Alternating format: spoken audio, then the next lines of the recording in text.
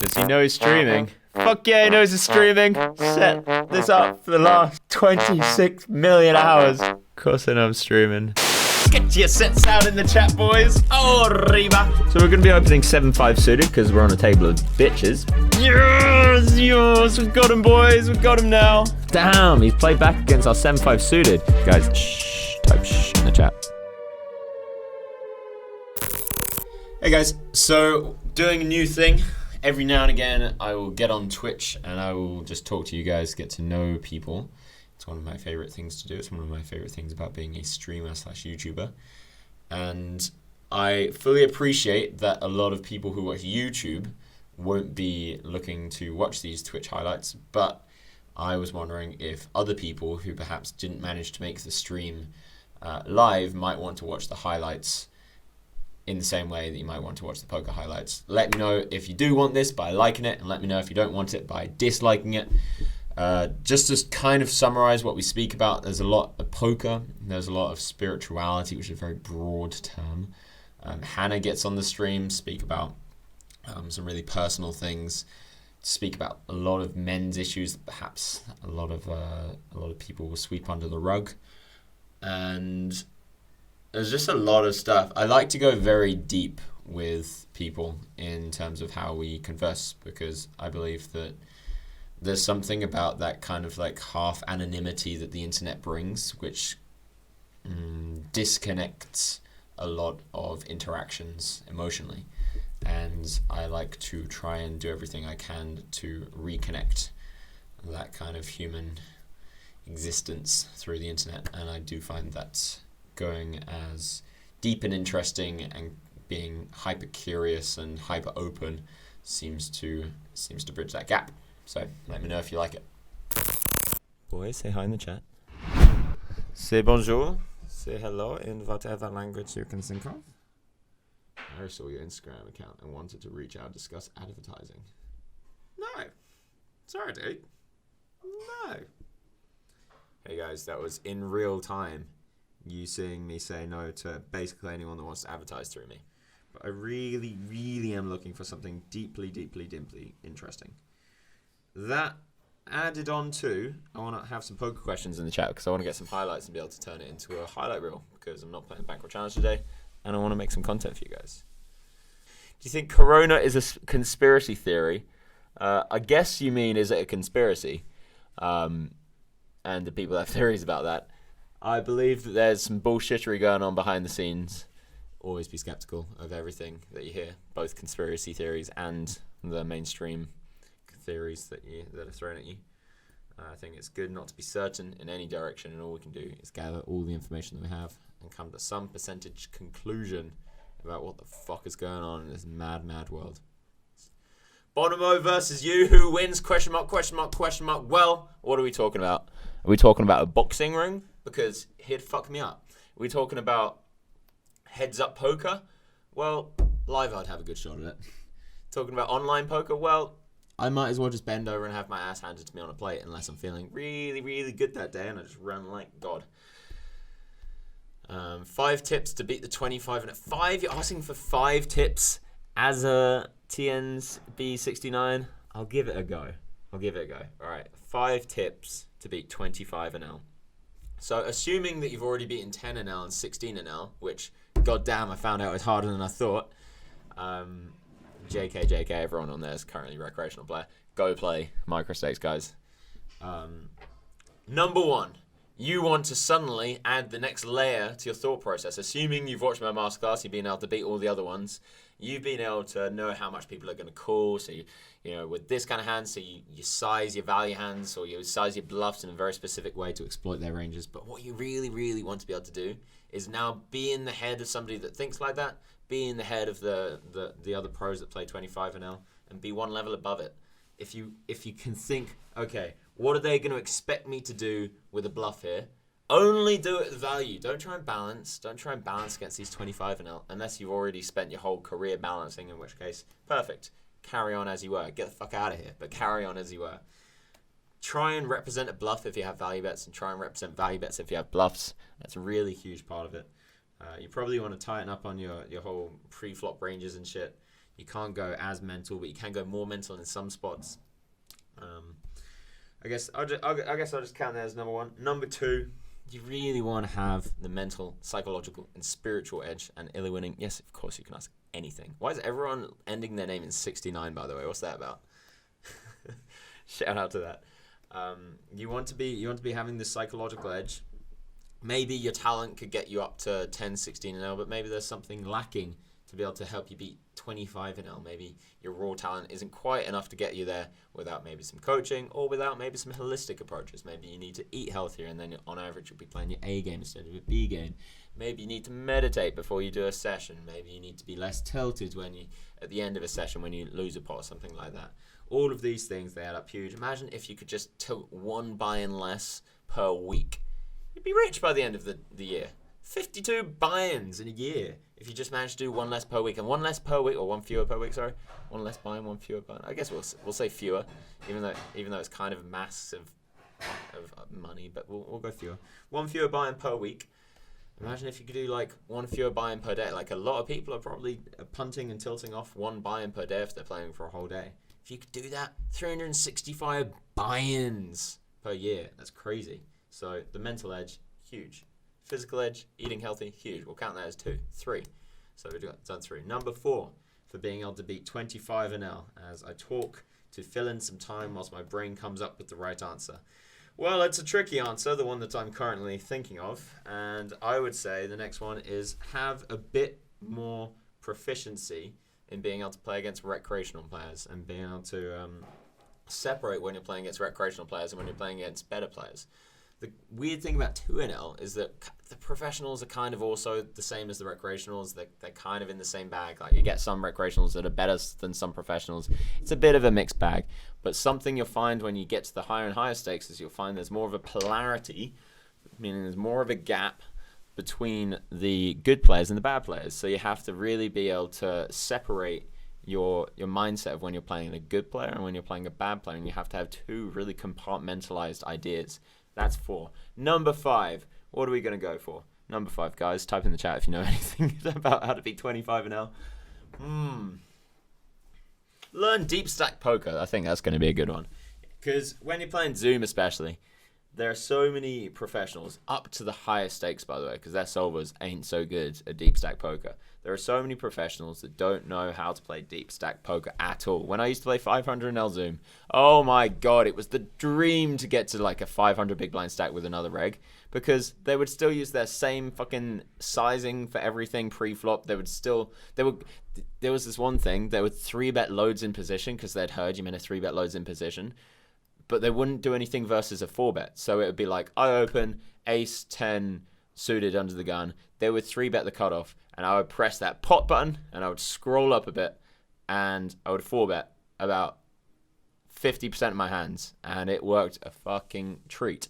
And as soon as you feel like they're starting to play back, then you start 4-betting ace, queen, you stop 4-betting ace, 10, you kind of widen your value range and stuff like that. But anyway, there's so many nuances to how to play deep stack poker that you should probably brush up on. And you know what? A lot of it's just thinking. A lot of it's just like, I wonder what I should do. I wonder what I should do in this spot. I wonder how it would change if I'm 500 bigs deep. I wonder if I could just rep the nuts. Can I start overbetting? Anyway, that's my top 5. I'm sure there are better 5 if I wasn't just on the spot. What we got? Do you meditate every day? Yep. Many different ideas of what meditation is. If you ask somebody in the West, somebody like me, for instance, I'd describe meditation often as being able to just like go away and think about something. Go away, let your mind wander. But meditation, if you go to the East, if you look at the Buddhists, monks, they would say meditation is emptying your mind. And I'm practicing both at the moment, although the latter is definitely quite new to me. But just think of anything that you want in the world, and meditation can get it for you. Honestly, it's that simple. It's that powerful. Do you want to be more successful? Well, meditate on what it feels like to be successful. Manifest that successful energy inside of you, and you'll go out into the world, and people will perceive you as successful because you feel successful. Do you want to be less anxious? Piss easy. Just Google, YouTube search guided meditation for anxiety. Works a treat. You want to have better skin. You want to have, I don't know, less stress. Do you want to sleep better? Do you want to eat better? Do you want to get rid of addiction? Loads of these different things. Meditation can do so much. By the way, guys, You can sign up for free just to find out more about the spiritual masterclass, which I will be letting out in epiphany77.com, which I will be leaving a link in the description below. You can sign up for free. And I haven't decided how much we're going to sell it for. Might do it super cheap, might do it less cheap. See what's best for the world, see what's best for us. It's pretty cool. Google Alan Watts Meditations, 40-minute video. Yeah, shout out to Alan Watts. I do listen to him a bunch. Fucking love that guy. Don't you think it's a bit absurd to spend your whole life trying to dominate a game a computer can dominate in 5 minutes instead of discovering something in the world, for example? No offense meant. Well, there's no offense taken, my sir. One good thing about dominating a game that a computer can dominate in 5 minutes is that it's given me enough time and resources to be able to go out and experience the other things of which you might want to experience in the world.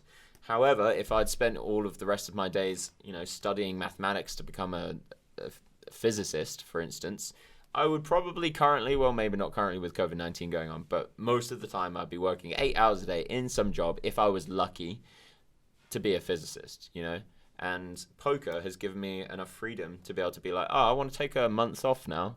Okay, I'll just take a month off working. That's pretty cool. Huh? Yeah? And when I work, I'm just like, I'll just work whenever I want. That's pretty cool. So, I'm not glorifying poker because there's some fucking terrible sides to it and not many people make it to the top. And it can be a grind and a half. Man, I put a lot of energy into that fucking game. I loved it, but if it didn't turn out the way that it did turn out, then maybe I'll be slightly bitter about that. Who knows? Yeah, it can be a fucking nightmare, and not many people make it. So I wouldn't advise literally everybody to drop what they're doing and try and become a poker player because it's tough out there. But at the same time, if you do have what it takes, then follow that dream. All right, let's think of a very personal question because I don't think you guys have gone personal enough. Let's jump to the heart of the matter. What is your guys' biggest issue when having sex? What is the one thing you faced if you're having sex with a guy or a girl? Maybe even yourself if you don't have sex with other people. What is the one thing you've come up with? Trying not to fart. Number 1. Welcome to the Twitch chat.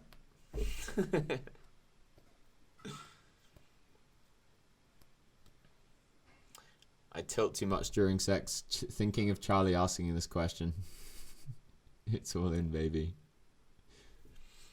So has anyone ever suffered with premature ejaculation or, what's the other one? When you can't get it up. Hannah, what's the name of when you can't get it up? Erectile dysfunction. ED. So yeah, I remember the first time I ever had sex, I was 14, I think, maybe 15. And really warmed up to it. I'd been with a girl for like 6 months. And we were very, very, very excited for it. Put on a condom. And I lasted about 2 fucking seconds, guys. It was humiliating. Oh my god. And I kind of thought, well, maybe it's because we were doing stuff before that wasn't just penetrative sex, so we tried it a second time without doing stuff before, and it just happened again. I was like, no, why, God, have you forsaken me? Yeah, it was embarrassing, guys. But looking back, shouldn't be embarrassed. Sex is just one of those things, Why don't you recommend weed? I think that weed and poker go hand in hand for me. That is something I can speak about as an expert. Weed and poker, hell no. The amount of people I've seen that think they're better at poker when they're high. I mean, I've seen some people be some pretty good poker players when they're high.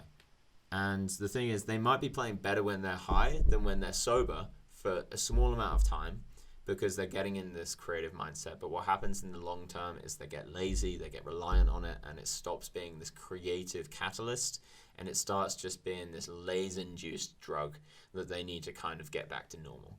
And if you feel like you need weed to play poker, please, God damn it, don't.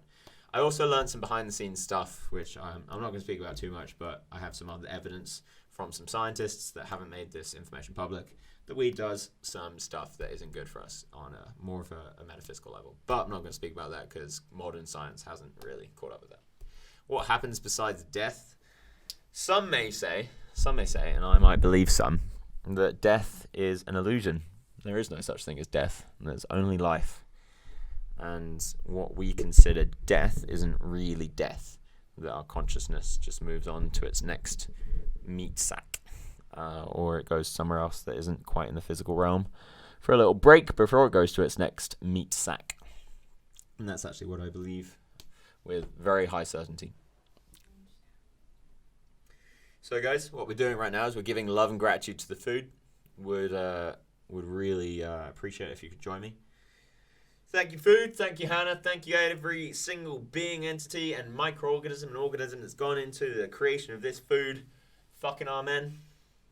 And the good thing about that is that I think it creates some kind of connectivity with food. It stops us from being mindless consumers. And also, I do think there's some changes that happen to us. Some changes that happen on a mindset if you start practicing gratitude. Oh my god, that's amazing. That's just a bit of cucumber. Holy crap, should put some good sauce in that. Do you think poker has anything to do with capitalism? If yes, why? I mean, poker wouldn't exist really without capitalism. I was thinking about this a few days ago, actually. I was like, if poker wasn't ever with real money, how popular would it be? Because it's such a fascinating game. But I don't think it would be that popular at all. And I think there's something intrinsic about bluffing specifically and having a value hand as well, but mainly bluffing, which the higher the stakes, the more fun the game is. And there aren't many other games like that. You know, chess doesn't really change too much if you're playing higher stakes, you know. I'm sure it'd become more exciting, but there's something so specific about bluffing that I haven't put this into words yet, so it's like a very primitive thought that just changes poker. There's something so specific about having that feeling of like, oh my god, please don't call me. I'm basically lying. Don't find out that I'm lying. Maybe it's the lying thing. Maybe it's the primal urge to not be caught lying. Maybe it's that. I don't know. Do you prefer being in a relationship with me or not being in a relationship with me? And how's it changed our dynamic?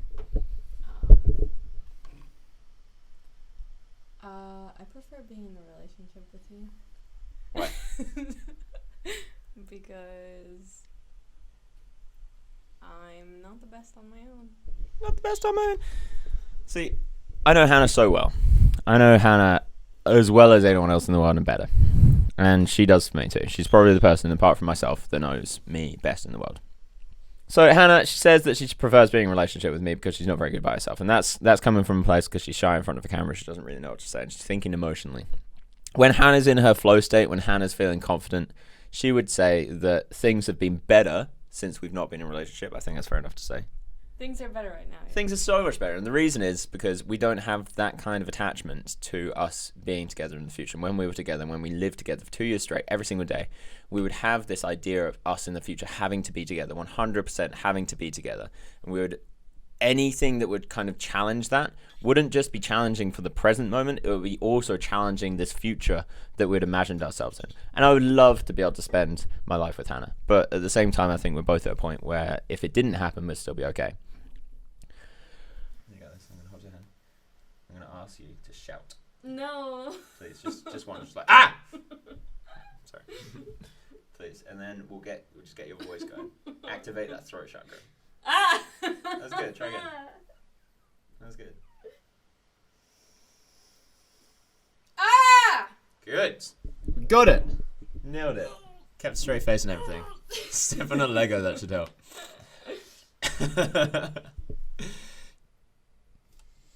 Let the seasons bow to your voice. Cry spring in your eyes. You're the greatest gift for those who know how to love, and those who do not know the value will lose their lives, Hannah.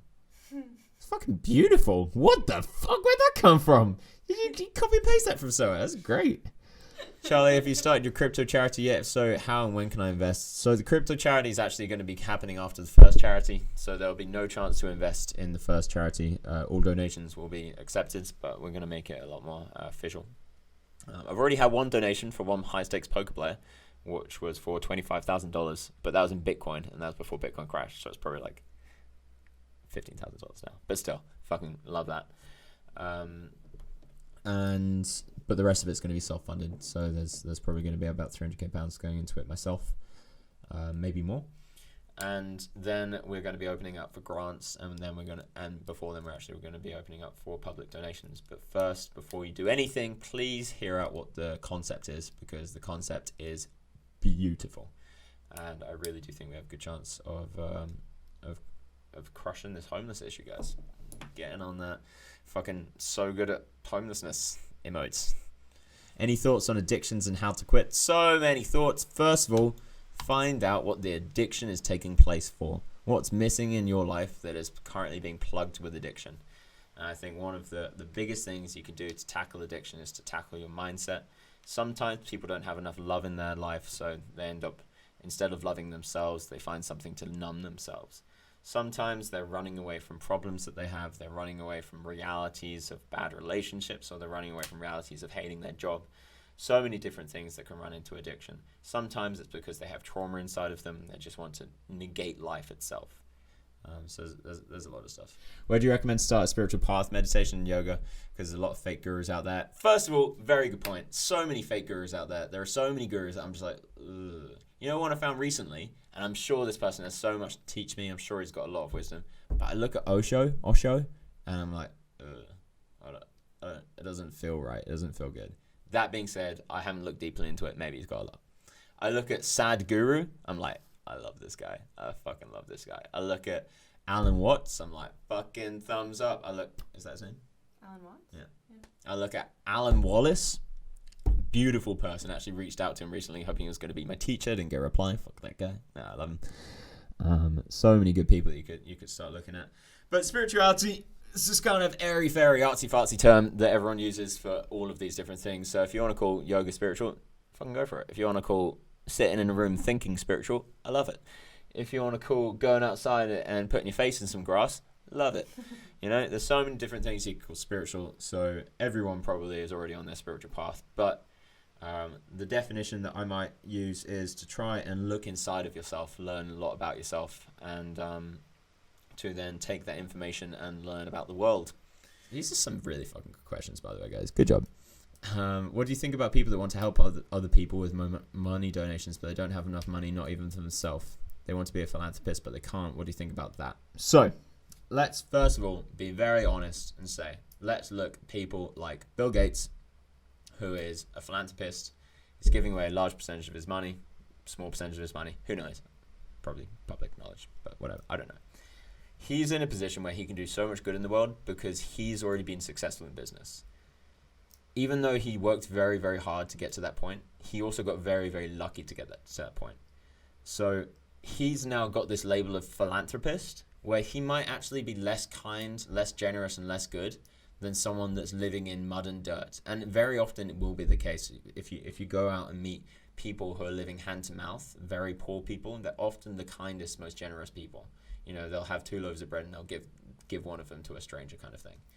So I believe that it's a bit iffy to call people philanthropists, and I'm including myself in this. Like, I'm dedicating my life to charity, but I have the possibility of doing that because I've made a lot of money from being very lucky and being very good at a game that has a lot of money in it. So I wouldn't put people like me or people like Bill Gates or anyone that's doing philanthropy on a pedestal. I would applaud them giving away money to charity, but let's be realistic about it as well. They're not some superheroes that exist out there. They just got lucky, and they're doing what a lot of good people out there would be doing. Have you noticed my skin's kind of better now, by the way, guys? This thing that modern science says is incurable, fucking cured. Shout out to Medical Medium. Guys, if you have a skin issue, whether it's acne, whether it's psoriasis, whether it's dermatitis, whether it's whatever that other really common one is, if you have neurodegenerative disorders like dementia, you probably not too many of you do, probably won't be able to go on Twitch. If you have arthritis, if you have autoimmune disorders, please check out Medical Medium. Shout out to Medical Medium. Anyway, he has all the answers to everything that I was saying, and there are underlying common causes and denominators to all of this stuff. Again, this isn't me saying I have all the answers. This isn't me saying he has all the answers. Do your own research. Do whatever you want. This is just my opinion. But this is one of the things that acne is the word I was trying to think of. This is one of the things that I would strongly recommend looking into, at least, because there are tens of thousands, if not hundreds of thousands of people that are like, yo, I had these kind of conditions and now I am fucking sorted and I feel great. And look at these transformations, boys. If anyone has acne, they'll know how difficult it is to go from that to that. And I can get like this one. I follow this person on Instagram as well. Look at that. Imagine that, having that your whole life and being able to just be back to normal. It feels great. It feels fucking great. So, shout out to Anthony Williams Medical Meeting. I hope that helps at least someone out there to find something they want.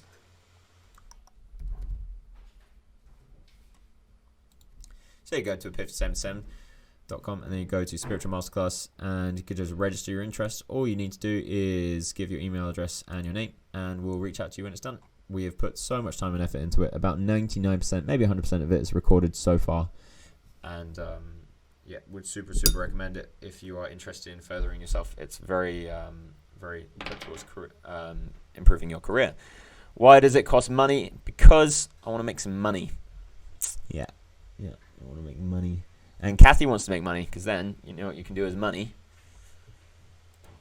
Give it to other people. Fucking crazy, right? But then you can be like, hey, I've made, like 100k. Not saying we'll make 100k from that. That's the goal. But I've made 100k. I'm now really good at making money into more money. So I'm going to turn that into $1 million. Now this $1 million, I'm going to turn into a business or a charity, let's say. And now this charity is going to be such a good structure that charity is now going to do £100 million worth of good in the world. So suddenly from this 100k, we've managed to do £100 million worth of good. So how can anyone possibly say that making money is not justified if you're in for the good reasons? Pip7 saying, getting rejected on a dating app must surely be considered to be rejection. The difference is they're not rejecting you as a person, but rather you as a picture or profile, the picture, description. The thing is, any kind of rejection isn't really real rejection. So if someone rejects you, hi Hannah, if someone rejects you in person as well, all they're doing, let's say you go up to them on the street and say, hey, I find you really pretty. Can I get your number? And they say, no, I'm not interested. Maybe they got some stuff going on in their own life which prevents them from being interested in anyone. Maybe they've got a boyfriend. Maybe they're in love with someone else and they don't have a boyfriend, but they just have their heart towards that person. Maybe they just don't like the way that you look. That doesn't mean that you look bad. That doesn't mean they're rejecting you as a person. It just means their personal preferences are rejecting that little slither of what they see of you. Maybe they don't like the way that you dress. Maybe they don't like any of these little things, but it really is they're only rejecting this 0.0001% of you. So I don't believe that any rejection is real rejection. So, to be yourself, you have to be able to look at how you're acting and say, okay, I was going to say this, but then I decided not to because I thought I might come across like this. If you realize that about yourself, be the kind of person that can challenge yourself and be like, okay, next time this comes up and I want to do this, I'm going to do it. I have a memory of, I was walking back from the gym one day, like a couple of years ago, and I realized that I was really worried to go share some expression of gratitude to this tree. And I was like, people are around, I really want to kind of like hug this tree, but people are going to just think I'm fucking mental. And I was like, wait a second, who cares? I'm never going to see these people again. So I, with all of this cringy, painful energy, went up and hugged a tree. And then I made sure I hugged it for a long time. And then I hugged another one, and another one, and another one. To the point where people, I'm sure, were looking, but it just desensitized me eventually. And now, eventually, I think I've gotten to the point where most of the time I can be me. I'm sure there are times where, it's only like 80%. I'm sure there are times where it's like 20%. But most of the time, I feel like I can be me without the social inhibitions. So challenge yourself. Seek discomfort, as Yes Theory would say. Find the things that make you uncomfortable and do them. So looking for some advice, I find it very difficult to care about others. He cares about pursuing happiness, but he wouldn't care about stepping on other people. He's lucky that it doesn't involve stepping on other people or fucking over other people. In my very humble opinion, but in my very strong opinion, there's no such thing as being selfish. There's no such thing as being selfless. It's all the same fucking thing. Because if you figure out the GTO strategy, fuck GTO, but in this case, the GTO strategy of life, if you figure out the optimal strategy of life, you'll figure out that doing good for yourself means doing good for other people, means doing good for the world. It's all interwoven. You can't just be like, I'm going to do good for myself and shit on other people, because that does bad stuff to you. Is that my daughter? How old do you think I am?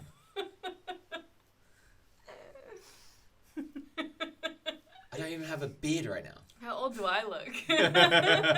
How young do you think she is? We're only 3 years apart, guys.